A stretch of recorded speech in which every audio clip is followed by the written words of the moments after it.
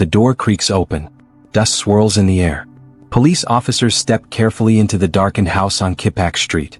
The air is heavy, suffocating, and thick with the unmistakable stench of time. Upstairs, in a small bedroom, they stop dead in their tracks. What lies before them isn't the sight of a living soul, but the skeletal remains of a woman who had once called this house her home. She had been here for 8 long years. If you are new to this channel, don't forget to hit the subscribe button, like this video, and comment where you are watching from. The streets of Sydney buzzed with the familiar sounds of December. Central Station was alive with travelers rushing to reunite with loved ones, arms full of shopping bags, laughter echoing against the glass walls of cafes, and the faint scent of pine trees and roasted chestnuts wafting through the air. To anyone walking down Kippax Street in Surrey Hills, it was the season of joy, togetherness, and family. But inside a modest, weathered 2-story house only a few steps away from the city's endless rhythm, the atmosphere was starkly different. Behind drawn curtains and an aging front door, Natalie Wood sat alone at a dining table that looked more like a shrine to absence than a celebration of Christmas. The table bore no turkey, no plum pudding, no clinking wine glasses. Instead, it was covered with a lace tablecloth yellowed by time, a single candle half burned, and a small fruitcake she had bought days earlier from a local bakery. Next to it sat 2 unused place settings, laid out as though she had willed her brother and sister-in-law to arrive, despite knowing they would not. For years, Christmas had been a family affair. There had been traditions, small but meaningful. Natalie's brother would bring a bottle of wine, her sister-in-law Enid would prepare a dish, and together they would share stories of their childhood, of the parents long gone, and of the days when Natalie's house was filled with warmth. But that year in 2003, none of it came to pass. She had asked. She had hoped. But her invitations were met with silence, or worse, polite refusals. The rift had been growing for months, though the roots of it ran far deeper.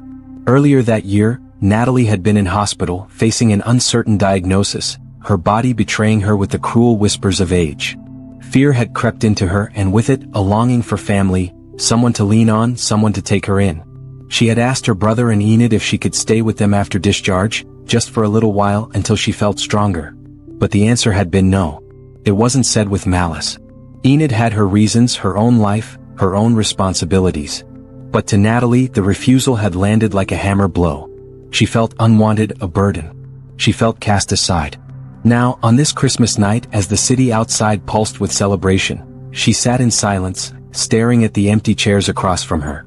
The clock ticked on the mantelpiece, loud in the stillness. With each strike, she felt the weight of isolation pressing in. Memories of past Christmases, of laughter, of shared meals, of her parents alive and her brother younger, flashed through her mind. The contrast between then and now was unbearable. Natalie reached for the fruitcake, slicing a thin piece, placing it carefully on a plate as though performing a ritual. She raised her fork but found no appetite. The taste was dry, bitter, sticking in her throat. She set it down and folded her hands in her lap. For the first time, she allowed herself to feel the sting of rejection fully. The realization that this Christmas was different.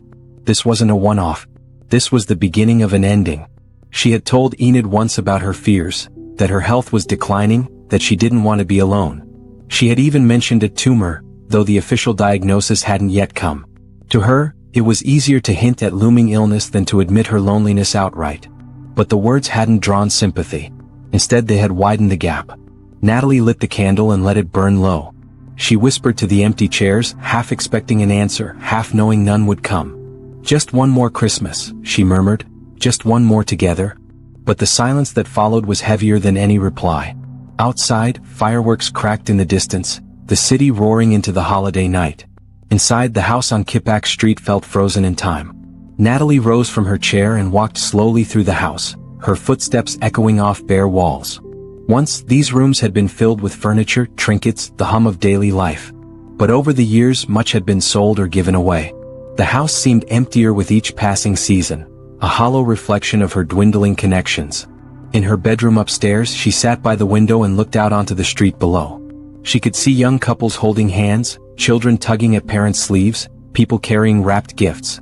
The world carried on, vibrant and full, while she watched from behind the glass like a ghost. Her thoughts drifted to her childhood. She had grown up in this very house, born in 1924, a time when the neighborhood was different, quieter, filled with families who all knew each other. She remembered her parents' voices, the comfort of Sunday dinners, the feeling of belonging. That sense of family had anchored her through decades of solitude. But now even that anchor felt cut loose. When the candle burned out, Natalie closed the curtains and lay down in her bed. She told herself that perhaps next year would be different. That maybe her brother would call, maybe Enid would soften, maybe she wouldn't be so alone. But deep down she knew. Something had shifted irreversibly. This was more than just a lonely Christmas. It was the marker of a turning point, the silent prelude to her final days. And as the city outside celebrated, Natalie Wood drifted into the night, her heart heavy with disappointment, her home echoing with silence. No one knew it then, but this Christmas would be her last. By the time the new year dawned in 2004, the bitterness of Natalie Wood's last Christmas still lingered in the air like smoke that refused to clear. While Sydney welcomed another summer season filled with fireworks, beach trips, and laughter spilling from open windows, Natalie retreated deeper into the shadows of her modest Kippax Street home. The rift with her family, once just a subtle crack, had widened into a chasm that would never close. The estrangement did not appear suddenly. It was the culmination of years of strained interactions and missed opportunities for compassion. At the heart of it all was Natalie's health. Her body, once strong enough to manage a household alone, had begun to betray her. Age does that quietly, first in small ways, a little fatigue here, a stumble there, until one day the fear of losing independence grips tighter than any physical ache. For Natalie, that fear became reality in 2003 when she was admitted to hospital. It was not a long stay, but it left her shaken. Hospitals, with their sterile walls and fluorescent lights, are unnerving for anyone, but for an elderly woman already feeling abandoned, they can feel like prisons. Natalie, frightened and frail, wanted one thing above all when the time came for discharge: to go somewhere she could feel safe, somewhere where someone would watch over her. She asked her brother and his wife if she could be released into their care. It was not an unreasonable request. Families often rally in such moments, setting aside inconveniences to ensure that their most vulnerable members feel supported. But when Natalie asked, the answer was no. Her brother and sister-in-law, perhaps overwhelmed, perhaps unwilling to shoulder the burden, declined. That refusal was not just a logistical setback, it was a crushing blow to her spirit. Imagine the sting of it. You're vulnerable, lying in a hospital bed, looking into the faces of the people you trust most, only to realize they are turning you away. Natalie may not have said it out loud, but deep down she understood the unspoken message. She was too much trouble, too much responsibility, an obligation better avoided than embraced. For someone already teetering on the edge of loneliness, the rejection was devastating. From that moment, something inside her shifted. When she returned home, she carried not only her physical weakness but also a deep emotional wound. She may have told herself she could manage, that she didn't need anyone, but the truth was harsher. She was retreating further and further into isolation, building invisible walls around herself to protect against further hurt. Her family, for their part, assumed she was distancing herself out of choice. When phone calls stopped, when visits grew fewer, they believed Natalie had decided she no longer wanted contact. They rationalized the silence as her decision, perhaps even her stubbornness. It was easier to think she had cut them off than to confront the uncomfortable possibility that they had pushed her away. In truth, Natalie's withdrawal was not an act of defiance, it was a surrender. The effort of reaching out only to feel unwanted had become too heavy a burden. Each missed call, each unanswered letter, each unreturned gesture made the silence grow thicker. By early 2004, contact with her family had ceased almost entirely. Neighbors might have noticed little beyond her quiet presence. Occasionally she was seen moving about the house, the faint silhouette of her figure behind the curtains. But even those glimpses became rare. Natalie was not the kind of woman to make a fuss or demand attention. Her pride, perhaps, kept her from knocking on doors and asking for help. Instead, she allowed the world to grow smaller around her until it consisted only of the four walls of her home. The rift with her family carried echoes of something larger, an all too common story of elderly relatives slipping into the background of busy lives. Families drift, obligations pile up, and before long, weeks turn into months without contact. The difference in Natalie's case was how absolute that drift became. There were no check-ins, no holiday visits, no safety nets. The silence was complete. But silence in Natalie's home was not peaceful. It was oppressive. Imagine sitting in a house where the only sounds are the occasional groan of the floorboards, the faint hum of traffic outside, and the relentless ticking of the clock on the wall. Day after day, the silence thickens, pressing down on you, reminding you that no one is coming. Natalie may have clung to small routines in those early months of 2004. making a cup of tea, opening the curtains just slightly to let in a sliver of light, perhaps writing letters she never sent. But the routines grew emptier without the anchor of human connection. Even the once comforting rituals of Christmas or family birthdays now served only as painful reminders of her estrangement. The human spirit can endure many hardships, but isolation has a way of eating at the soul. For Natalie, the rejection in the hospital and the absence at Christmas had planted seeds of despair that slowly rooted themselves in her daily life. And once rooted, they grew into something far more destructive: resignation. By the time February approached, Natalie was already living in near-complete solitude. Her world had narrowed to the confines of her aging house, its walls becoming both her shelter and her prison. To her family she had become a shadow, a relative who had chosen to vanish from their lives. But the truth was more haunting. Natalie wasn't hiding. She was simply fading one day at a time into silence. The tragedy of the rift was not only in what it did to Natalie, but also in what it revealed about human relationships. Families often believe there will always be another chance to mend fences, to pick up the phone, to drop by for a visit. But life is fragile and sometimes the chance never comes. Natalie's estrangement from her family was not a temporary storm. It was the beginning of a permanent silence that no one recognized until it was too late. By early 2004, Natalie Wood had slipped out of her family's orbit entirely. They went on with their lives, assuming she had chosen her solitude. But inside the modest terrace on Kippax Street, Natalie was living a different reality, one marked not by choice but by abandonment. It was in this rift, this widening gulf between Natalie and those who should have been closest to her, that the seeds of her ultimate fate were sown. And as the months passed, the silence inside that house grew heavier, until it would become absolute. Kippax Street in Surrey Hills was not a quiet place. From dawn until long after midnight, the air pulsed with movement and noise. Central Station, just around the corner, fed an endless stream of trains into the heart of Sydney. Their brakes shrieked, their carriages rattled, and the low rumble of engines never really stopped. Commuters hurried up and down the sidewalks with coffees in hand, taxi horns blared, and the hum of traffic spilled out from nearby Elizabeth Street. To live here was to live in the middle of constant motion, surrounded by the heartbeat of a growing city. And yet, inside the narrow two-story terrace at number 139 Kippax Street, time itself seemed to grind to a halt. Natalie Wood's house had always been modest, even when it was full of life. Built in the late 19th century, it bore the typical features of a Sydney worker's terrace: weathered brick walls, a cramped layout, and sash windows covered by heavy curtains. To a passerby, it looked unremarkable, just one of many old houses lining the street. But for Natalie, it was the only world she had ever truly known. She had been born there in 1924, grown up there with her parents, and eventually lived there alone after they passed. By early 2004, though, the house was no longer a home. It was becoming something else: a shell, a relic, a place where silence pooled like stagnant water. Neighbors began to notice small details first. The curtains, once drawn back during the day to let in a sliver of sunlight, now stayed closed almost constantly. Windows that had occasionally been opened to air out the rooms were shut tight. Even the faint noises of daily life, kettles boiling, radios humming, footsteps creaking across old timber floors, seemed to vanish. At first, these changes hardly drew attention. In a city like Sydney, where residents come and go, where entire neighborhoods shift and transform within a decade, one quiet house hardly seemed unusual. People assumed Natalie was simply keeping to herself. Perhaps she was ill, perhaps she was cautious, perhaps she had moved in with relatives. The human mind, when faced with absence, often fills in the blanks with comforting explanations. But the truth was far darker. Inside, the house felt frozen. The silence was not peaceful, it was oppressive. Dust settled on tabletops, gathering in layers.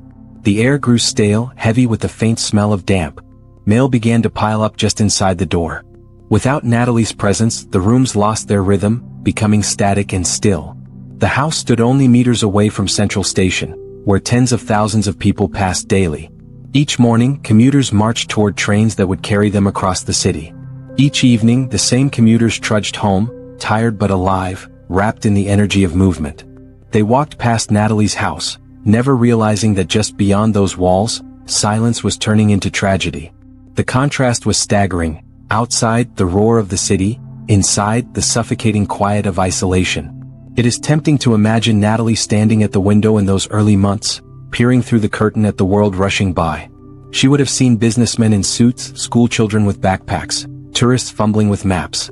She would have heard the distant music from pubs on Devonshire Street, the shouts of late-night revelers, the constant grind of buses pulling in and out of stops. And yet, she was not a part of any of it.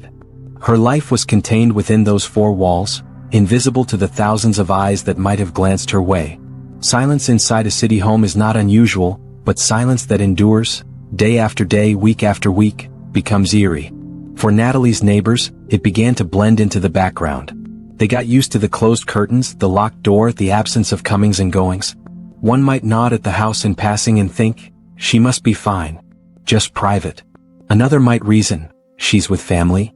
Maybe she sold the place. Over time, the mind stops asking questions and the silence becomes normal. But inside, the silence was not normal at all. It was deadly. The home that had once echoed with family voices had become a prison of solitude. The kitchen, where meals were once cooked, now held only cold surfaces and stale air. The sitting room, where her parents had once gathered to listen to the wireless, sat abandoned, its furniture sagging beneath the weight of years.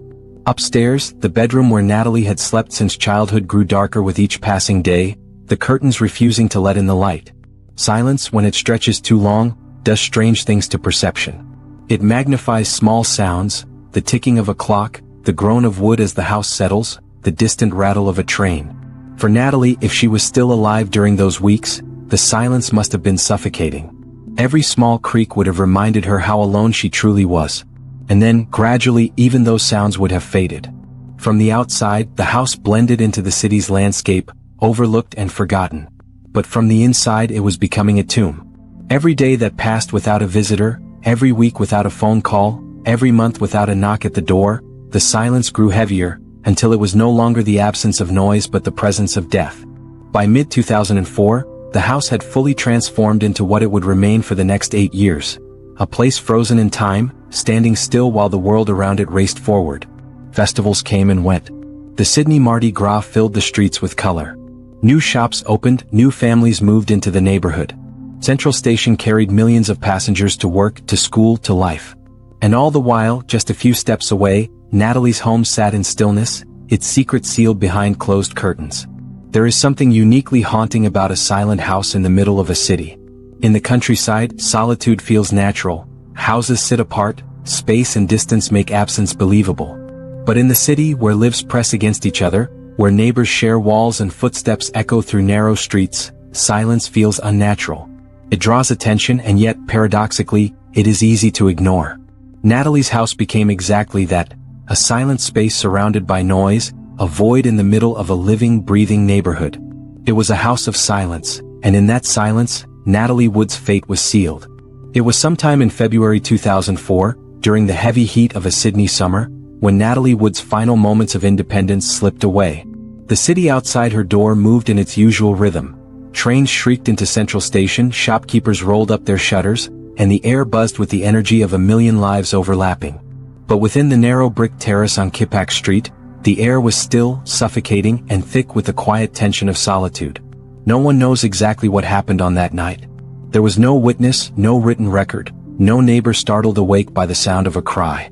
The coroner would later say only this: Natalie fell.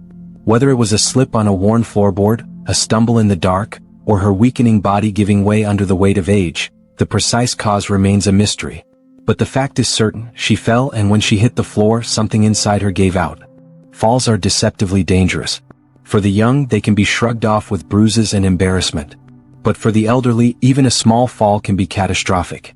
Bones are brittle, muscles frail, and recovery, if it comes at all, is slow. For someone like Natalie, already weakened by age and illness, the impact could have been devastating. A hip fracture perhaps. A head strike against the floor. Or simply the shock of it, the way sudden trauma can jolt a fragile system into failure. What we do know is that Natalie could not get up. Perhaps she lay on the cool boards of the sitting room, the ticking of the clock marking the long hours of the night. Perhaps she tried to crawl, dragging herself toward the telephone, only to find it was just out of reach. Perhaps she called out in desperation, her voice carrying only a few feet before being swallowed by the walls. The terrible truth was that no one was there to hear her. That house, once filled with the presence of family and memory, had become a sealed chamber. Its silence was absolute.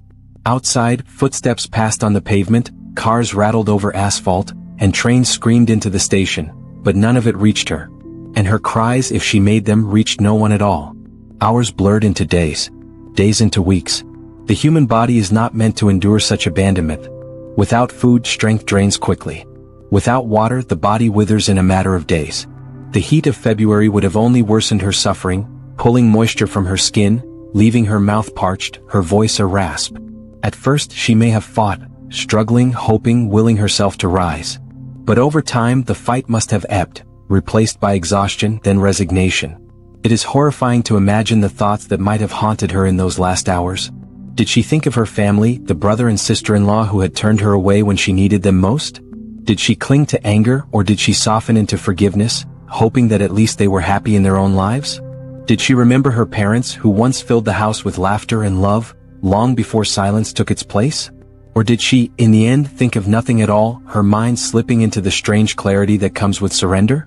What is certain is that Natalie was utterly alone. The silence inside her home grew heavier with each passing day. Outside, the city carried on. Children laughed on their way to school. Friends gathered in pubs after work. Festivals lit up the streets with music and color. But inside 139 Kippax Street, Natalie lay still, her life ebbing away unnoticed. By the time her body gave out completely, she had already disappeared from the world. The moment her heart stopped beating, the city lost one of its residents. But no one knew. No alarm was raised. No questions were asked. There was no frantic phone call, no knock on the door, no search. The absence was invisible, masked by the hum of urban life. The tragedy was not only in her fall, but in what followed. Death did not come quickly, not in the clean way people sometimes imagine. It came slowly, cruelly, through neglect and abandonment. And when it finally claimed her, it left her not only lifeless but forgotten. Her house became her coffin. From that moment in February 2004, Natalie Wood's body remained where it had fallen. Seasons would change, years would pass, the city would grow and evolve, but within those brick walls time stopped. The silence that had once been oppressive now became absolute, the silence of death. What makes her fall so haunting is its ordinariness. It was not murder. It was not some sinister plot. It was simply a stumble, the kind of accident that could happen to anyone. But in the context of her isolation, it became fatal. In another life, with a family who checked in, with neighbors who knocked, with friends who stopped by, the fall might have been survivable. An ambulance might have arrived. A hospital bed might have offered care. But in Natalie's world, cut off from connection, there was no second chance. Her story forces us to confront an uncomfortable truth. Sometimes tragedy is not the result of violence or malice, but of absence. It is not what is done to someone but what is not done for them. Natalie did not die because someone wanted her gone. She died because no one noticed she was still there. As weeks turned into months, her house absorbed the weight of her absence. Water use stopped. Electricity bills dwindled. Dust gathered across every surface. Objects sat untouched, frozen in the positions they had last been left. The silence was no longer just a presence, it was a declaration. The house was empty of life, yet still held a life within its walls, unseen and forgotten. For the world outside, Natalie Wood had already disappeared. She had slipped from memory, erased not by a single moment but by a series of small absences, each one compounding until she was no longer considered at all. Her fall was not just physical. It was metaphorical. It marked her descent into invisibility, her final separation from a world that had already turned away from her. In the end, Natalie Wood fell not just to the floor of her house, but through the cracks of society itself. And she would remain there, undisturbed, for 8 long years. By the middle of 2004, Natalie Wood's quiet withdrawal from the world was no longer just a matter of frayed family ties or unanswered letters. It had become something far more haunting. Piece by piece, the threads of her existence began to unravel, leaving almost no trace behind. To outsiders, it seemed as though Natalie had simply slipped into obscurity. But inside her Kippax Street home, the truth was far darker. Her life had ended, and with it, every marker of daily living slowly faded away. It began with the silence of her utilities. For decades, electricity had hummed through the old house, powering her lamps, refrigerator, and television. The warm glow of light at night had once reassured her neighbors that Natalie was home.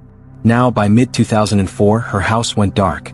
The fridge, once humming steadily in the corner of the kitchen, stopped.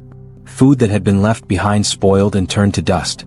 The television, her last connection to the outside world, was dead. The water followed. Taps that had once run for morning tea or evening baths no longer splashed. Sydney water records would later show a sharp drop in use, first to minimal levels then to nothing at all.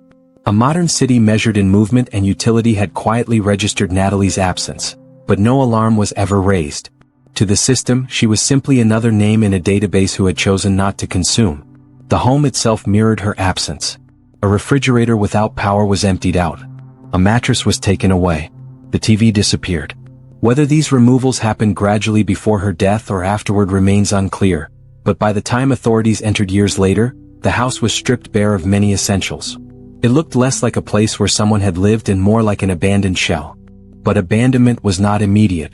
It was slow, almost imperceptible. 4 weeks after Natalie's fall, her body lay undiscovered in the quiet upstairs room. Time moved forward, indifferent. Dust gathered on her furniture. Mail piled at the door until it was no longer delivered. The once lived-in home began to transform into something eerie, a hollow stage where no actor remained. Outside, life on Kippax Street surged forward with its usual rhythm. Trains thundered in and out of Central Station just meters away, shaking the ground, reminding the city of its constant motion. Commuters rushed past the narrow terrace house each morning and evening, never suspecting the stillness within. Children grew older, shops opened and closed, property prices rose, and yet Natalie's home stood untouched, its curtains drawn like a shroud. To most neighbors, the silence was unremarkable. In a city like Sydney, people came and went all the time. Some assumed she had moved to live with relatives. Others thought perhaps the old woman had been placed in care. In truth, Natalie was already gone, but the absence of human curiosity allowed her disappearance to go unquestioned. The signs were there for anyone willing to notice. No visitors came. No bins were placed outside on collection days. No sounds of footsteps echoed in the narrow hallway. Even the garden, once modestly kept, grew untended. Grass pushed through cracks in the paving, weeds crawled up the fence, and the air of neglect deepened. It wasn't only the physical house that hollowed out, her presence in society vanished too. Without phone calls, without bills being paid, without new documents being issued, she ceased to exist in bureaucratic terms. In an age before aggressive digital tracking, her vanishing barely registered. Systems designed to keep count of people, banks, tax offices, utilities, treated her as a non-event. Silence was mistaken for choice. There is something chilling about how easily a life can disappear without fuss or notice. Natalie, who had once fought fiercely for independence, was reduced to a statistical ghost. The official story would later describe her as falling off the grid. But that phrase, often reserved for intentional disappearance, didn't quite capture the tragedy. Natalie had not chosen to vanish, she had simply been forgotten. Her absence stretched into months, then years. The silence of 2004 deepened into 2005. Holidays came and went, but no lights flickered inside her home. Relatives did not call, neighbors did not knock, and institutions did not check. What remained was a house slowly hollowing out, its emptiness a reflection of its lost occupant. One could imagine the eerie atmosphere inside. Dust covered every surface, softening sharp edges and muting colors. Cobwebs stretched lazily across corners. In the kitchen, the absence of a refrigerator left a stark emptiness. In the bedroom, the missing mattress gave the space a skeletal feel. Without power, without water, without care, the home stood as a tomb, guarding its secret. And yet, the outside world continued obliviously. Central Station remained crowded. New neighbors moved into the area, unaware of the story concealed just meters away. Real estate values climbed. Renovations transformed nearby houses, but Natalie's remained frozen, untouched. There's a cruel irony in this contrast. A woman vanished in plain sight, her absence camouflaged by the city's indifference. If she had lived in a small town, perhaps the absence would have been noticed more quickly. A knock at the door, a question at the shop, a whisper in the community, someone would have asked, "Where is Natalie?" But in Sydney's urban sprawl, people blended into anonymity. Disappearance was not extraordinary, it was expected. By 2007, 4 years after her death, her absence was so complete that one neighbor thought he saw a woman in her window, a strange moment of imagination or mistaken identity. Perhaps it was a shadow, a trick of light, or a projection of guilt. But the sighting raised no action, no investigation. The assumption remained: Natalie was elsewhere, alive, and someone else's concern. The disappearance from the grid wasn't only physical. It was also emotional, cultural, human. Natalie's story became a symbol of what happens when silence meets neglect. Without connections, without persistence, People can dissolve from memory long before they dissolve from the earth. By the time the coroner's inquest pieced together the evidence in 2011, it was clear. The disappearance of her utilities, her furniture, her social presence. All these were signs that she had died not just privately but invisibly. The world had moved forward, never looking back. In those lost years, her house did not just stand still, it bore witness to society's blind spot. While lights flashed across the city skyline, her home sat dark. While families celebrated birthdays and Christmases, her rooms remained silent. While neighbors dreamed and planned for the future, Natalie's remains lay undisturbed upstairs, hidden in plain sight. The hollowing of her home was not just physical neglect, it was symbolic. It was the stripping away of a life that once mattered, a life that once was vibrant enough to demand love, connection, and care. And yet, by mid-2004, all that was left was a shell. Natalie Wood had disappeared from the grid. Not with noise, not with spectacle, but with silence so profound that it lasted 8 long years before anyone finally looked inside. 4 years, the narrow terrace on Kippax Street stood as it always had, its modest facade blending seamlessly into the rhythm of the neighborhood. Trains thundered in and out of nearby Central Station, shopfronts along the street opened their shutters each morning, and new families moved into the area. But Natalie Wood's home remained locked in time, curtains drawn, windows sealed, and no footsteps echoing inside. To most passers-by, there was nothing extraordinary about it. And for the people who lived closest to her, the silence became something they learned to rationalize away. At first, some neighbors noticed. In 2004, when her bins were no longer left out for collection, a few residents wondered. When months passed without seeing her walking down the street, those same people speculated. But speculation soon gave way to assumption. It is easy, in a bustling city, to convince yourself that what you don't understand must have a simple explanation. She must have moved. She's probably with family.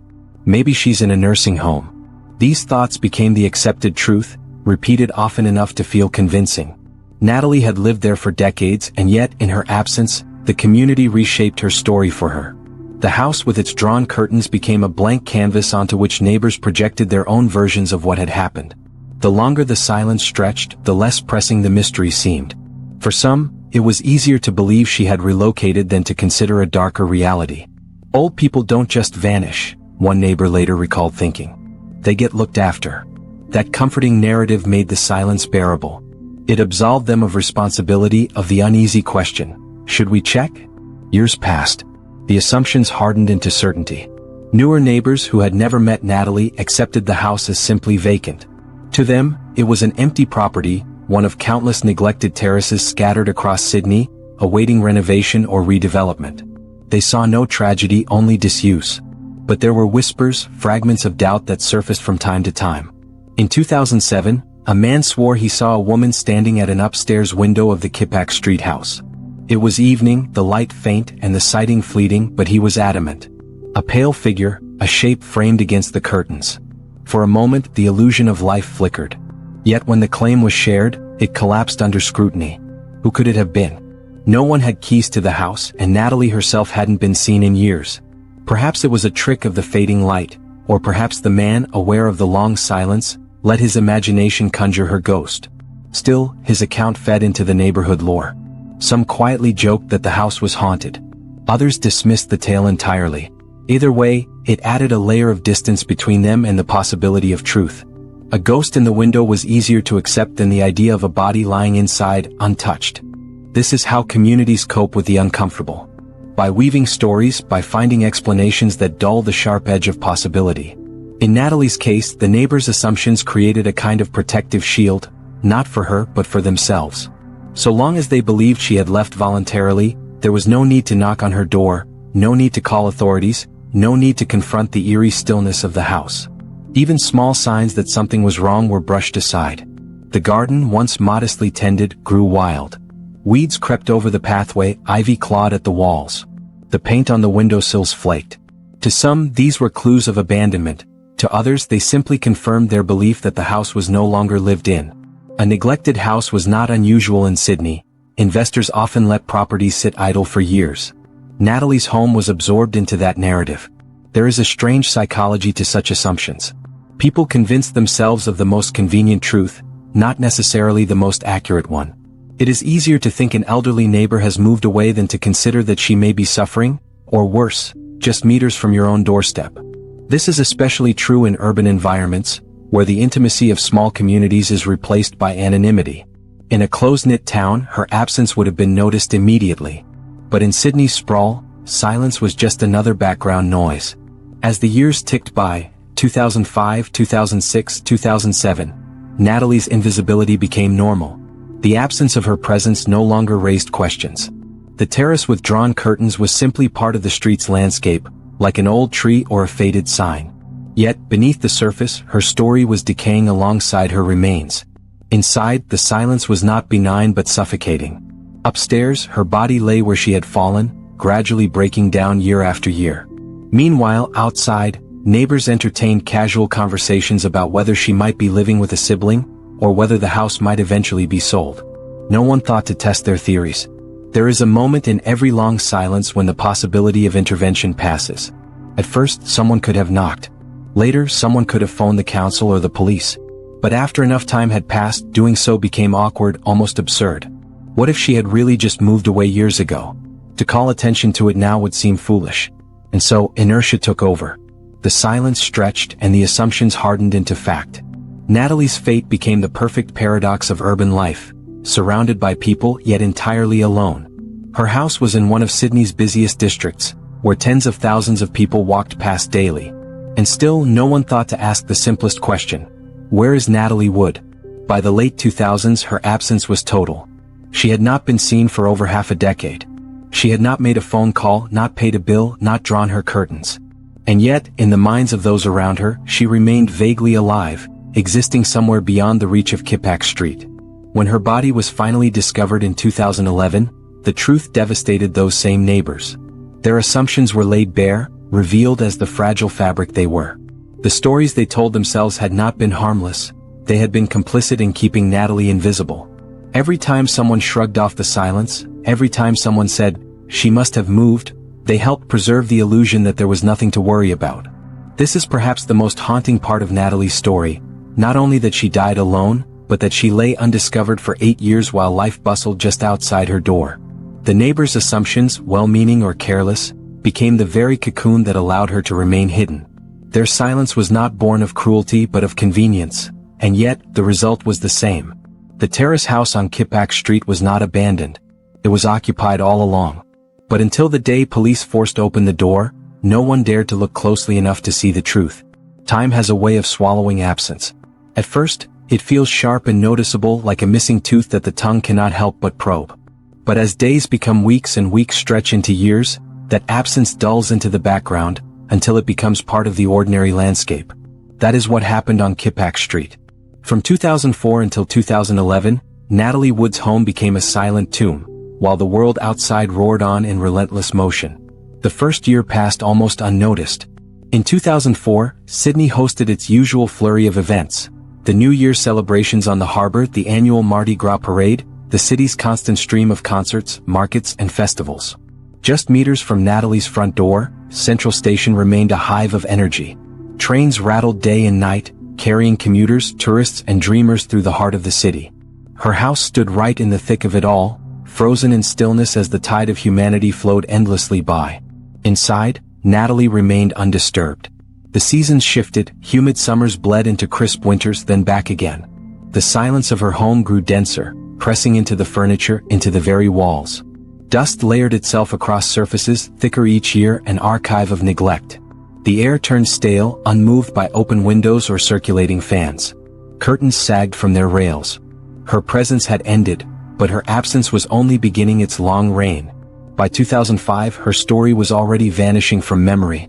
Family ties, once tenuous, dissolved completely. Calls were no longer made, letters no longer written. In their minds, Natalie had simply walked away from them, or perhaps into the care of someone else. The truth that she had been gone all along never pierced their narrative. It was easier not to ask. The neighbors too adjusted. At first, some had wondered aloud, has anyone seen Natalie? But as time passed and no new information surfaced, the questions dried up. Human beings cannot live forever with uncertainty. They crave closure. In this case, closure came in the form of assumptions. Natalie had moved, they decided. The house was empty. There was nothing more to worry about.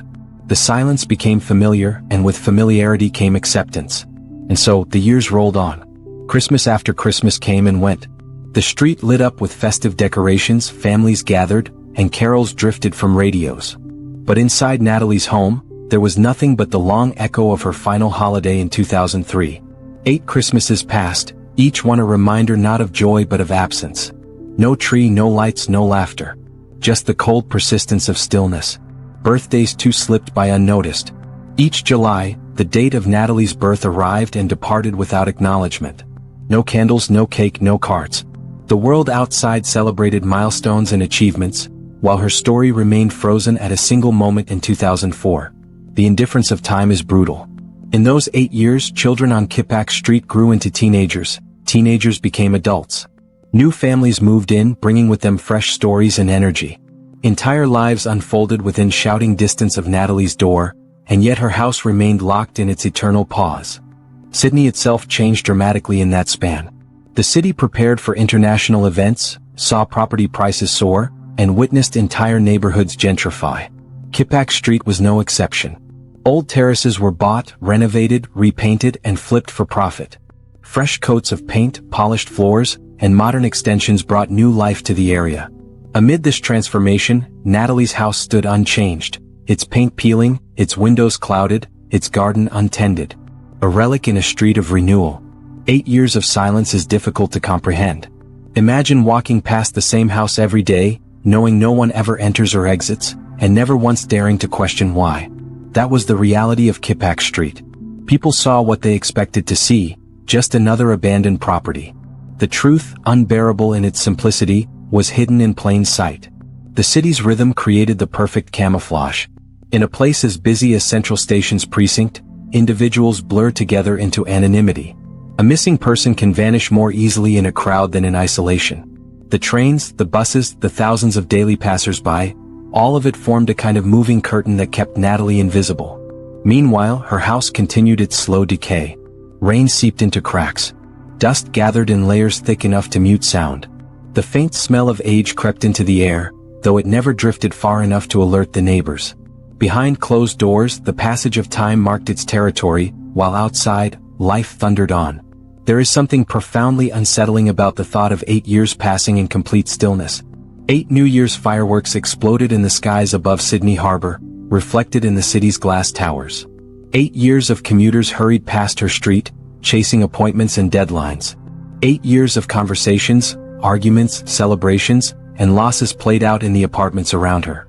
And in the middle of it all, Natalie remained, her story sealed behind brick walls and drawn curtains. The silence wasn't just physical. It was social, emotional, institutional. No official records flagged her absence. No government body checked in. No friend or relative pressed hard enough to find answers. In every system designed to account for human lives, Natalie had simply fallen through. Her silence was mistaken for privacy, her absence for independence. By the late 2000s, the neglect had become absolute. The neighbors stopped even thinking about the house, except in passing. To the newer residents, it was just an empty terrace, a dead spot on the street's map. The older ones had long since ceased their questions. The house had become a fact of the environment, like a lamppost or a tree, permanent, mute, unremarkable. And so the years stacked up, one after another, until the silence felt eternal. The paradox is that Natalie had once lived in the very heart of Sydney, a city of over 4 million people. She was surrounded at all times by noise, movement, and life. Yet for 8 years no one noticed she was gone. It is this contradiction that makes her story so haunting. Not that she died alone, but that she remained undiscovered for nearly a decade in one of the busiest parts of the city. While thousands of strangers brushed shoulders outside her door, inside her body lay untouched, a secret the world chose not to see. By 2011, her house had become an anomaly. Neighbors had stopped asking questions, but the property itself stood as a stubborn reminder of stillness. Dust, silence, neglect, all waiting to be disturbed. The silence was not infinite, but it had stretched for so long that it felt as though it might never break. 8 years of silence. 8 years of absence. 8 years in which the world moved forward while Natalie's story stood still. It is almost impossible to imagine.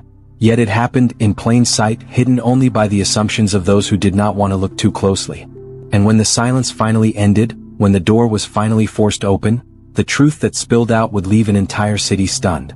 July 2011. It was the height of winter in Sydney, the kind of month when the wind knifes down alleyways and the early dusk drapes the city in a heavy, metallic chill. Life around Central Station moved with its usual urgency, commuters streaming in and out of trains, taxis weaving through the traffic on Eddy Avenue, shopkeepers shutting their doors against the cold. Yet just a few hundred meters away on a quiet stretch of Kippax Street, a very different kind of scene was unfolding. For years, the small terrace house had been a curiosity, though not an urgent one. Its curtains stayed closed. Its paint peeled quietly brick by brick. No sounds of life echoed from inside, no music, no footsteps, not even the rattle of a kettle boiling. But in a neighborhood where apartments changed tenants every year and businesses came and went with the seasons, a silent house was easy to ignore. People built stories around it, an abandoned property, an owner who had moved elsewhere, perhaps a house caught in some kind of legal dispute. Few imagined the truth. That winter morning, a call finally reached the local police. The property had long been accumulating unpaid rates, and with no one answering letters or calls, the council decided the matter could no longer wait. Police were dispatched, not with urgency but with routine, another box to tick in the endless churn of administrative duties. Yet as they arrived and stood before the house, even seasoned officers felt a quiet unease. The terrace looked tired, withdrawn. A fine layer of grime coated its windows, and the letterbox hung open, empty of fresh mail. The iron gate groaned when pushed as if protesting the intrusion. One officer remarked how strange it was that such a property could sit untouched in one of the busiest precincts of Sydney, practically in the shadow of the city's major train hub. It was as though the house had been holding its breath for years, waiting for someone to notice. They knocked first, sharp, deliberate raps on the weathered wood of the door. The sound echoed into silence. No shuffling footsteps, no voice from within, not even the bark of a dog. Just the hollow stillness of a building that had not welcomed a visitor in nearly a decade. With no response, the officers tried the handle. Lock. A glance at one another, a nod of agreement, and then the forced entry began. The battering tool struck the frame. The door splintered open with a reluctant groan. A rush of stale air seeped out, thick and unmoving, carrying with it a faint tang of something indefinable, age, dust, and a deeper, unsettling undertone. Inside, the house revealed itself like a time capsule. Dust blanketed every surface, muting the shapes of furniture, softening the outlines of forgotten objects. The air was heavy, the kind that seemed to cling to the skin and weigh down the lungs. Wallpaper peeled at the corners, sagging in strips, and cobwebs laced the ceilings like fragile curtains. The officers moved cautiously through the rooms, their boots disturbing patterns that had lain undisturbed for years. There were no signs of recent life, no food on counters, no fresh belongings scattered about, not even a bed prepared for sleep. The house was stripped almost bare, its emptiness as loud as a scream. It was only when they climbed the staircase, their torches slicing through the gloom, that the truth revealed itself. At the top, in one of the upstairs rooms, they stopped cold. On the floor lay skeletal remains. The bones were arranged in the unmistakable outline of a human form, collapsed where life had failed. No flesh remained, no features by which to recognize the woman who had once lived there. She had reduced, through the slow, relentless work of time, to little more than bone and dust. The officers were silent. Even in their line of work, where tragedy was routine and death a familiar companion, the scene struck them with unusual weight. It wasn't just the remains, it was the context, the quiet horror of what they represented. This was not the victim of a crime scene marked by violence and chaos. This was something different, something more haunting. It was the body of a woman who had once been alive, who had once walked these same rooms, who had likely called for help in her final hours. And yet, for 8 long years she had remained here, undisturbed, while the city outside surged forward, oblivious. The identity became clear quickly enough. Natalie Wood, the house's longtime resident, had never left. She had been here all along, dying in silence and decomposing in solitude while the world continued without her. What struck investigators was not just the discovery itself, but the sheer span of time it represented. Nearly a decade had passed since her fall. For almost 3,000 days, her remains had lain on that upstairs floor. 8 Christmases had come and gone. 8 New Year's fireworks had lit up the Sydney sky. 8 years of festivals, political shifts, property booms, and daily commutes, all unfolding just outside her walls, none of it reaching the stillness of her room. The officers documented everything meticulously. Photographs were taken, reports written, evidence logged. Yet all the paperwork in the world could not capture the human weight of the discovery. The house was not simply a scene, it was a statement, a silent accusation aimed not at one person but at society itself. How could a woman vanish so completely, not in some remote wilderness or foreign country, but in the heart of one of Australia's busiest cities? How could neighbors walk by her window for years and never wonder why the curtains never moved? How could family, once close enough to share Christmas dinners, not press harder when contact faded? The questions hung in the stale air, unanswered. As the remains were carefully removed, officers reflected on the strange irony. The house had hidden her death in plain sight, yet it had also preserved the evidence of her life.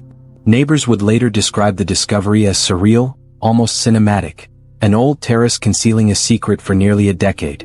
When word spread, the shock rippled through Sydney. Newspapers carried the story with a mix of disbelief and horror. Headlines asked the same haunting question: how could someone die in the heart of the city and no one notice? For those who had once lived alongside Natalie, the discovery triggered waves of guilt and speculation. Some insisted they had thought she had moved away. Others admitted they had wondered, but not enough to knock on the door. For police, however, the task was now clear. The discovery was only the beginning. They would need to reconstruct her final days, piece together the years of silence, and determine not only how Natalie Wood had died, but how she had been left to remain undiscovered for so long. The discovery of Natalie Wood's remains in July 2011 shook Sydney, but the real work began once her skeletal body was carried out of the terrace house on Kippax Street. The task fell to the coroner, Michael Barnes, a man accustomed to piecing together lives from fragments, to give meaning to deaths that otherwise risked slipping into obscurity. His role was not simply to identify how Natalie had died, but to draw out the circumstances, medical, personal, and social, that explained how an elderly woman could vanish in plain sight and remain hidden for nearly a decade. Coronial inquests are not trials. They do not seek to assign guilt, nor do they mete out punishment. Instead, they are forums of discovery, part forensic science, part human storytelling. In Natalie's case, Barnes knew from the outset that foul play was unlikely. There were no signs of intrusion, no broken locks, no theft, no forced violence. The evidence suggested not a crime, but a tragedy of neglect and isolation. Still, the inquest had to be thorough. Barnes began by establishing a timeline. The last confirmed contact with Natalie was in early 2004, though there were disputes among family members about the exact month. Council records showed unpaid rates beginning in mid-2004, while utility providers documented a sudden and complete cessation of water and electricity use around the same period. From this, investigators narrowed her death to February of that year. The physical evidence supported this conclusion. Forensic specialists examined her skeletal remains. There were no obvious fractures indicating a violent struggle, but the bones did not lie in a neat or natural position. Instead, they suggested collapse. Perhaps she had been standing, perhaps walking across the room, when her frail body failed her. A fall seemed the most plausible explanation. And yet, cause of death could not be conclusively determined. Time had erased too much. Decomposition had claimed the body long ago, leaving only bone, dust, and faint traces of what once was. The coroner's team could not confirm whether Natalie had suffered a fatal head injury, or whether the fall merely incapacitated her, leaving her unable to rise, to eat, or even to call for help. What they did know was that she had been entirely alone. Barnes addressed this uncertainty directly in his findings. He explained that while science could not pinpoint the exact mechanism of death, the circumstantial evidence strongly indicated a fall in February 2004, followed by incapacitation and death within her own home. The tragedy was not so much in the mechanics of the fall, but in the lack of intervention. If someone had been there, if help had come sooner, Natalie might have survived. But there was no one.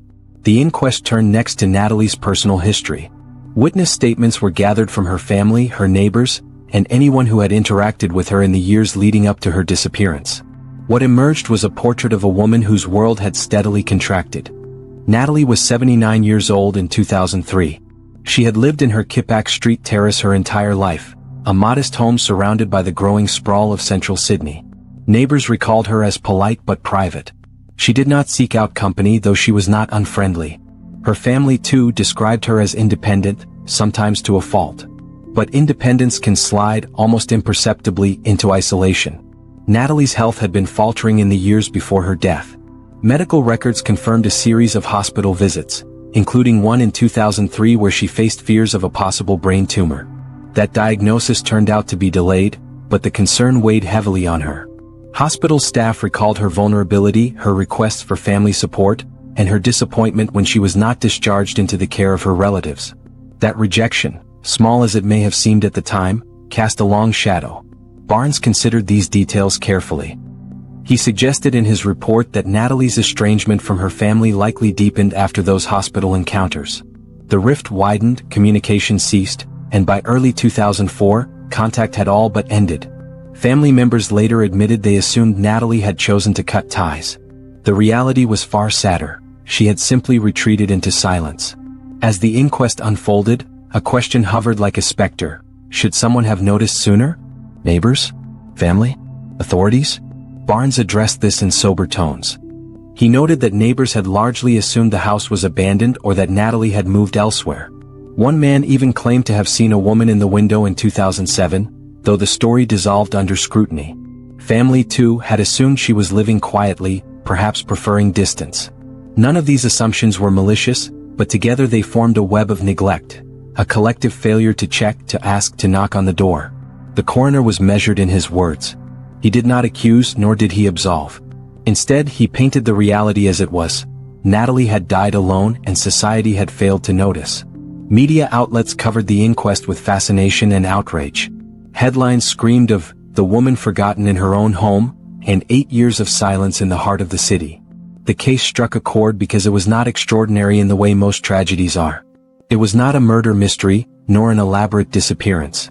It was, instead, the horror of ordinary neglect. The fear that any one of us could vanish and no one would notice. Barnes captured this sentiment in his closing remarks. "It is impossible," he wrote, "not to be struck by the sadness of this case. Human sensibilities are naturally offended by the thought of an old woman decomposing in her house without anyone inquiring to ascertain what has become of her. Yet platitudinous comments about the need for a more caring society would achieve nothing. What is clear is that Natalie Wood was estranged from her family, withdrew from her community, and died in solitude. That is the fact we must confront." The inquest did not lead to sweeping reforms. There were no new laws passed, no radical policies introduced to prevent such tragedies in the future. And perhaps that too was part of the discomfort. Because Natalie's death was not about bureaucracy or crime, it was about human disconnection. Still, the inquest served its purpose. It gave Natalie back her story. For 8 years, she had lain in silence, her voice gone, her existence erased from the daily life of her community. Through Barnes' careful reconstruction, her final months were brought into the light. Her fall, her isolation, her unanswered cries for help, all of it became known, recorded, and remembered. The inquest could not change the ending, but it could refuse to let it remain invisible. If the coroner's inquest revealed the skeleton of Natalie Wood's final days, then the testimonies of her surviving family filled in the flesh of the story. It was here, in the words spoken by those who once shared her table, celebrated her birthdays, and in later years drifted away, that the contours of Natalie's isolation became more than a set of dry facts. They became human. And human stories are always messy, contradictory, and marked by what is left unsaid. The first to testify was Enid Davis, Natalie's sister-in-law. She spoke with the measured calm of someone both shocked by the discovery and still trying to process her own role in the tragedy. Enid recalled that she had last seen Natalie in January 2003, more than a year before the woman was believed to have died. They had sat together and spoken about Natalie's health. According to Enid, Natalie mentioned she feared she had a brain tumor, a shadow looming over her thoughts and shaping her decisions. Enid's words painted a picture of a woman frightened but still reaching out for reassurance. Yet, as the coroner probed deeper, inconsistencies emerged. Medical records suggested that a brain tumor diagnosis came later, not in 2003. Perhaps Natalie had misunderstood her doctors, or perhaps her fears had grown larger in her imagination. Either way, the discrepancy highlighted how fractured the communication between Natalie and her family had already become. When asked about the following years, Enid admitted that she and her husband, the brother to whom Natalie might have turned, had limited contact with her. "We thought she wanted distance," she said. "Natalie was always independent, sometimes even stubborn. She didn't like to be fussed over." Her words hung heavy in the courtroom. Independence is a virtue, but it can also become a veil behind which suffering hides. The coroner gently pressed. Had they never wondered why Natalie stopped calling, why Christmas invitations ceased, why letters went unanswered? Enid sighed, the kind of sigh that carried equal parts defense and regret. We assumed she had moved on. People, they make choices. Other relatives echoed similar sentiments. One cousin described Natalie as private, almost reclusive. She had never married, had no children, and her closest bonds had long been with her immediate siblings. But as time passed and disagreements over care mounted, even those ties began to fray. It wasn't that we didn't care, the cousin said. It was just, she stopped being part of our daily lives. And when someone fades like that, you don't always notice it in the moment. The coroner listened carefully. He was not interested in apportioning blame, but he needed to understand the dynamics. What emerged was not a story of malice or deliberate abandonment. It was something subtler, more insidious. A family caught in the slow erosion of connection. One refusal here, one misunderstanding there, and over the years the gulf widened until Natalie was on one side and the rest of her relatives stood on the other, unaware of just how deep the gap had become. Neighbors were also called to provide testimony. Their accounts, though not family, added to the tapestry of silence that surrounded Natalie. One recalled that the last time he saw her was sometime in 2004, though he could not be precise. He assumed she had gone to live with relatives. Another mentioned that the blinds on the Kippax Street house remained perpetually drawn, but he thought little of it. After all, in a city of busy lives, who keeps track of every neighbor's window? Perhaps the most curious account came from a man who claimed he saw a woman's silhouette in the window in 2007. He was so certain of it that, at the time, he mentioned it to a friend. But under the coroner's questioning, the details wavered. Could it have been a trick of the light, a shadow mistaken for movement? Or was it simply a memory reshaped by the haunting knowledge of what had later been discovered? Barnes noted the account but found it unreliable. It only served to underline how easy it was for assumptions to paper over reality. As the testimonies stacked up, a picture emerged of Natalie not as a recluse who had consciously chosen to vanish, but as a woman whose small pleas for help had gone unanswered, whose independence was misread as distance, and whose silence was mistaken for choice. The family, the neighbors, even the wider community, all had contributed in some way to the vacuum that swallowed her life. But the testimonies also revealed something else: guilt. Several relatives admitted they were haunted by the discovery. The thought that Natalie had lain only streets away for 8 years unseen was almost unbearable. "We never thought to check," one family member said, their voice breaking. "We thought she was okay wherever she was. I don't think any of us could have imagined." The words trailed off, unfinished, as though the reality itself was too sharp to grasp. Barnes did not shame them. That was not his role. But he pointed to a larger truth, that Natalie's death was not just about one family, one house, or one fall. It was about a pattern recognizable in countless families across the world. The quiet slipping away of those who are older, lonelier, or more fragile, unnoticed until absence becomes permanent. The testimonies also explored practical questions. Why hadn't the council intervened sooner when rates went unpaid? Why didn't utility companies flag the sudden halt in water and electricity usage? Some officials gave evidence, explaining that in a city the size of Sydney with thousands of accounts, gaps often slipped through unnoticed. One shutoff looked like another. One unpaid bill was just paperwork. Systems, after all, are not designed to measure the human cost of silence. Still, the family's testimonies carried the most weight. Enid's voice in particular returned again and again in press reports. Her admission that she had last seen Natalie in 2003, and that afterward she simply assumed her sister-in-law had chosen solitude, became a lightning rod for public anger. Strangers asked how such a thing was possible. How could anyone not check? How could families simply let years pass without a knock on the door? The answers, of course, were complicated. Families fracture in ways invisible from the outside. Old wounds fester. Words spoken in haste are never retracted. Visits dwindle. Calls become less frequent until they stop altogether. From the outside it looks like neglect. From the inside it feels like inevitability. Barnes recognized this tension in his summation. He did not declare the family at fault, but he did not absolve them entirely either.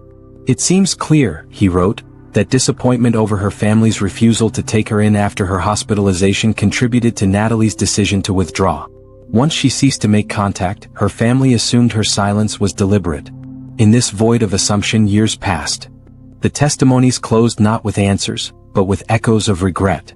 Family members left the inquest chamber visibly shaken, some weeping quietly, others stone-faced with the weight of unspoken guilt. Neighbors too walked away subdued, reminded of the fragility of the connections that tether us to one another. Natalie's story, through their words, became something larger than a single case. It became a mirror. In her silence, the community saw its own blind spots. In her solitude, families across the city recognized the risks of assuming rather than asking, of believing distances chosen rather than imposed by pain. The coroner recorded the testimonies not only as evidence but as a warning. Natalie Wood had not vanished. She had been there all along, waiting, hoping, and finally fading. And all the while, those closest to her had mistaken her absence for independence. The coroner's findings were delivered in a sterile courtroom, but the ripples of shock that spread across Sydney were anything but clinical. What had been discovered in Natalie Wood's dilapidated house was not just the story of a woman's death. It was the story of a society that had looked away for too long. The facts were already familiar by the time the inquest convened. An elderly woman, Natalie, had been found as skeletal remains in her childhood home on Kippax Street, less than 2 kilometers from the beating heart of Sydney's central business district. For nearly a decade, life went on outside her crumbling terrace while inside, time stood still. When the police forced open the door in July 2011, they didn't just stumble upon a body, they unearthed a cultural embarrassment. The public wanted answers. How could this have happened in one of the busiest cities in the world? How could someone simply vanish behind lace curtains while neighbors, officials, and even relatives walked past her front gate, blind to the silence inside? The coroner, Michael Barnes, did not mince words. He confirmed that Natalie had likely died in February 2004, perhaps after suffering a fall. Without the ability to summon help, she had lain helpless, her body eventually succumbing to time and neglect. Yet while the medical facts were unremarkable, the social implications were horrifying. Barnes underscored the central, chilling truth. Natalie hadn't disappeared into some remote wilderness or been swallowed by criminal intrigue. She died in plain sight, in her own bed, in her own home, in one of the most densely populated parts of the country. Forensic investigators, trained to approach such cases with objectivity, struggled to reconcile the banality of the circumstances with the sheer scale of neglect implied. This was not a story about foul play, it was a story about absence. An absence of community, an absence of contact, an absence of care. She lived and died in the middle of Sydney, one local journalist reported after the inquest. And nobody knew. The contrast was jarring. Outside Natalie's peeling front door, buses roared down Elizabeth Street. The chatter of commuters filled Central Station. Gleaming new developments reshaped the skyline. Yet inside, her life had ended silently, her body slowly turning to dust. The inquest probed into the family's role. Barnes acknowledged the strained relationship between Natalie and her surviving relatives. Letters went unanswered, phone calls trailed off, and disagreements over care deepened the rift. By the time of her death, contact had ceased entirely. For her family, this was not a crime, it was a tragedy of distance. They believed she had chosen solitude. Some assumed she had entered care. Others simply stopped asking. Enid Davis, Natalie's sister-in-law, testified that she last saw Natalie in 2003. She recalled Natalie mentioning fears of a brain tumor. Yet records later revealed that diagnosis came after that date, further muddying the timeline. Enid insisted she cared, but her voice carried the hesitation of someone reconciling guilt with justification. The coroner did not accuse the family of wrongdoing, but the implication was clear. Natalie's decision to sever ties was compounded by their decision not to press harder. When she stopped reaching out, they allowed silence to fill the gap. Equally unsettling was the role, or lack thereof, played by neighbors and local authorities. Some residents of Kippax Street admitted they thought the house was abandoned. Others believed Natalie had left town. The once busy woman who had been seen walking to the corner store or tending her small patch of garden simply disappeared from view, and with time, her absence stopped raising questions. The house itself seemed to reinforce the illusion. Windows were curtained, the yard neglected. Bills eventually stopped being delivered, a quirk of the postal system rather than a sign of alarm. City officials, swamped with more pressing cases of homelessness and dereliction, overlooked the fading terrace.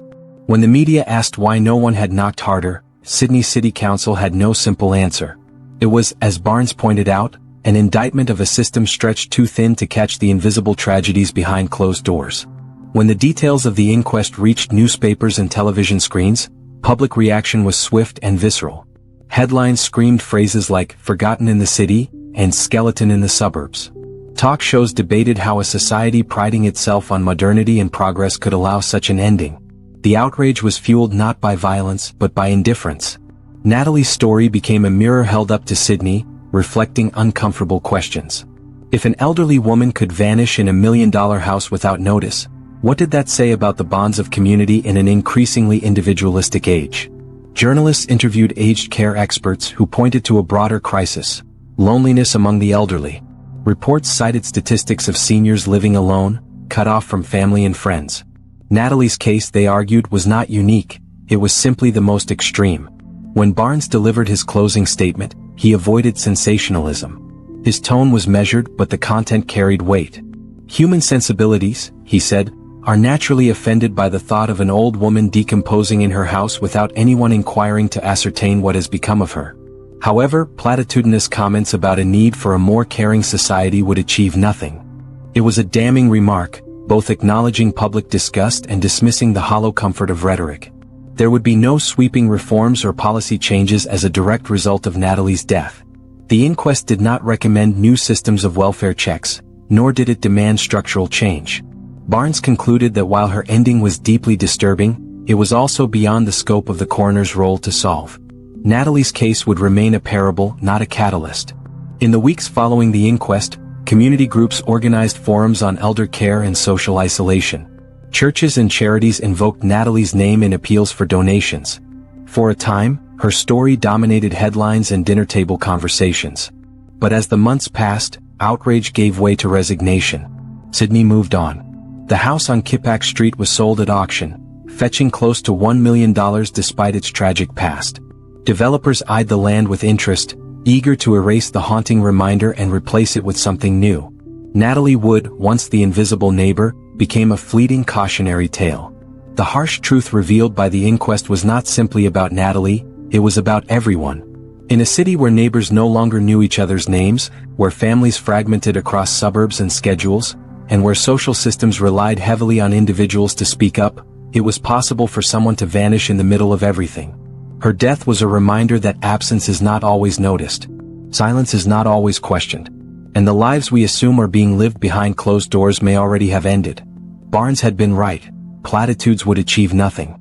But Natalie's story lingers, precisely because it forces those who hear it to confront the uncomfortable possibility that another Natalie Wood may already be out there, living or dying unnoticed. Natalie Wood was born in 1924, in a very different Sydney from the one that would one day eclipse her. She entered the world in a modest terrace on Kippax Street, the same house where she would draw her last breath nearly 9 decades later. At the time, the neighborhood was a working-class patchwork. Small families, shopkeepers, laborers, and immigrant households woven together by necessity and proximity. Children played stickball in the lanes, women gossiped across balconies, and men walked home from factory jobs with lunch pails in hand. Life was simple, but it was lived shoulder to shoulder. Natalie grew up in the very walls that would become her tomb. She was a child of the Depression years, learning early the values of thrift and resilience. Neighbors remembered her as shy but polite, the kind of girl who preferred books and daydreams to boisterous play. The city around her began to modernize in fits and starts. Trams rattled through, buildings rose higher, and commerce stretched its arms wider. But Kippax Street remained familiar, its terraces aging alongside their inhabitants. Through the 1940s and 1950s, Natalie matured into adulthood. While the world was at war, she remained at home, tending to her aging parents and keeping the household intact. In an era when many young women sought marriage or adventure abroad, Natalie's life followed a quieter rhythm. Friends moved away, neighbors passed on, but she stayed rooted to the old house. It wasn't glamorous, but it was hers. The decades passed. Sydney transformed into a bustling metropolis, a gateway to the Pacific. Tower blocks climbed into the sky, freeways carved through neighborhoods, and new waves of immigrants brought cultural diversity that reshaped the city. Natalie watched from her front step as these changes rippled past. Yet her own life seemed to resist motion. By the 1970s, she was middle-aged, still in the same home, still tending to her routines. The house, once vibrant with the energy of her youth, began to sag. Paint peeled, timbers warped, and the garden became more weeds than roses. The contrast between her unchanging life and the city's feverish growth became stark. While Sydney reached upward, Natalie folded inward. Her parents eventually passed, and with them went the last daily bonds that tethered her to the world. Natalie became the solitary custodian of the terrace. With no spouse, no children, and only intermittent contact with extended family, her social circle shrank to almost nothing. She lived quietly, surviving on her pension, occasionally seen by locals buying essentials at the corner store. Loneliness is rarely sudden. It creeps like ivy, slowly wrapping itself around the heart until it is inseparable from daily life.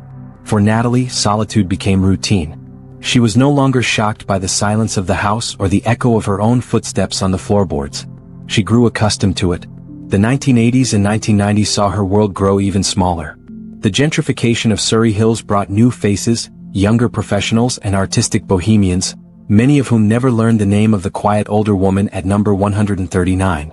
For them, she was just a figure at the margins, if they noticed her at all.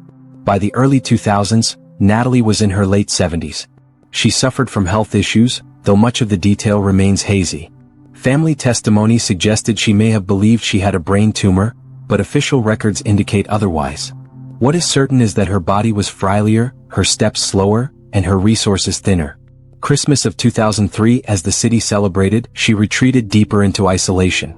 While crowds flocked to beaches and families gathered around dinner tables, Natalie sat alone in the house that had become both sanctuary and prison. The decorations of her childhood Christmases were long gone. There was no tree, no laughter, no shared meal. Just the drone of summer cicadas outside and the silence of her own company. By February 2004, her life came quietly to its close. The exact cause is uncertain, likely a fall, possibly compounded by underlying health conditions. What is beyond doubt is that she was unable to summon help. And in the days that followed, no knock came at the door. No phone rang with concern. No family member stopped by. Life outside her windows surged ahead while inside, Natalie's body began its slow return to dust. What followed is almost beyond comprehension. For 8 years the terrace remained sealed, its interior undisturbed, its occupant unmissed. The house itself seemed to conspire with fate, shielding its secret. Bills stopped coming. Mail ceased. Neighbors assumed abandonment. Family assumed independence. While Sydney hosted the 2008 World Youth Day, unveiled new developments and welcomed millions of tourists, Natalie's remains lay upstairs, guarded only by the stillness of time. The walls absorbed the years. Dust grew thick. Sunlight filtered through curtains onto rooms frozen in 2004. To imagine 8 years is to imagine nearly a decade of seasons, of rain and drought, elections and Olympics, festivals and funerals, all passing without anyone wondering what had become of her. It is, as the coroner later said, an affront to human sensibility. When the discovery finally came in 2011, Natalie Wood was no longer remembered as the girl of 1920s Sydney, nor the woman who had quietly endured a lifetime in the same home.